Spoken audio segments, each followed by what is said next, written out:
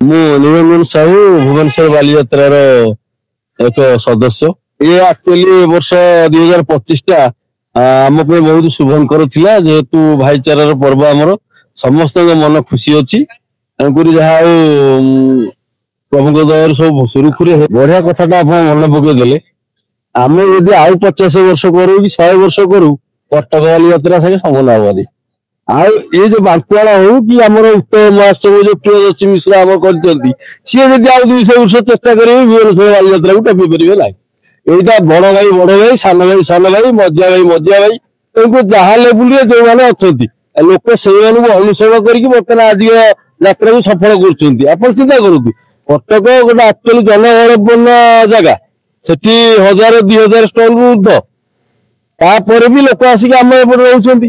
ସେଇଟା ଆମେ ଆକ୍ଚୁଆଲି 2017 ମସିହାରେ 16 ମସିହାରେ ଆମେ ଗୋଟେ ଚିନ୍ତା କଲୁ ଯେ କଟକ ମୁଁ ବି ନିଜେ ଯାଇଥିଲି, ଆମେ 4-5 ଜଣ ଯାଇଥିଲୁ ଷ୍ଟାଫ, ଯଦ୍ୱାରା ସେଠି ଭିଡର ନିୟନ୍ତ୍ରଣ ଅଲଗା ପ୍ରକାର ଥିଲା। ଆମେ ସେଠି ଚିନ୍ତା ଅନୁଭବ କଲୁ ଯେ ନା, ଏଇଟା ଗୋଟେ ଏମିତି କରିବା, ଆମେ ତ ଓଡିଶାର ପୁଅ, ସିଏ ବି ଓଡିଶାର ମାଟି, ଐତିହ୍ୟ ତାଙ୍କର, ଆମେ ବି ଐତିହ୍ୟ ହବ। କଟକ ଐତିହ୍ୟ ଯାହା ଆମର ଐତିହ୍ୟ ସେଇଆ, କିନ୍ତୁ ତାକୁ ଅନୁସରଣ କରିକି ଆମେ ଗୋଟେ ଏଇଟା କରିବା, ଏଇଟା ସଂକଳ୍ପ ନେଇକି ଯୋଉ କଲୁ। ଭଗବାନଙ୍କ ଦୟାରେ ଆଜି ପର୍ଯ୍ୟନ୍ତ ବି ସକ୍ସେସ୍ ହେଲୁ।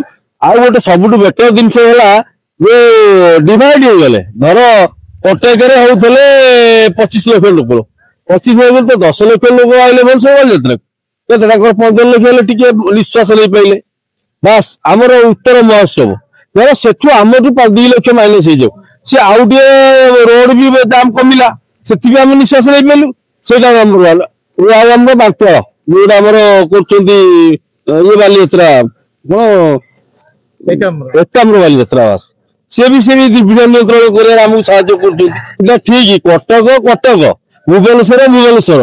ଆମେ 100 ବର୍ଷ ହେଲେ ତାଙ୍କୁ ଟପି ପାରିବା ନାହିଁ, ଇଏ 50 ବର୍ଷ ହେଲେ ଇଏ ଉତ୍ତର ମହୋତ୍ସବ ବାଙ୍କୁଆଳ ଯୋଉ ଆମର ହେଇଛି ଏକାମ୍ର, ସିଏ ବି ଆମକୁ ଟପି ପାରିବେନି। ବଡ ଭାଇ ବଡ ଭାଇ, ସାନ ଭାଇ ସାନ ଭାଇ, କଟକ ଆମ ବଡ ଭାଇ, ଆମେ ହେଲୁ ସାନ ଭାଇ, ତାକୁ ଅନୁସରଣ କରିକି ଐତିହ୍ୟଟା ଆମେ ବର୍ତ୍ତମାନ ଲୋକଙ୍କ ଆଗରେ ଇଏ ରହୁଛୁ।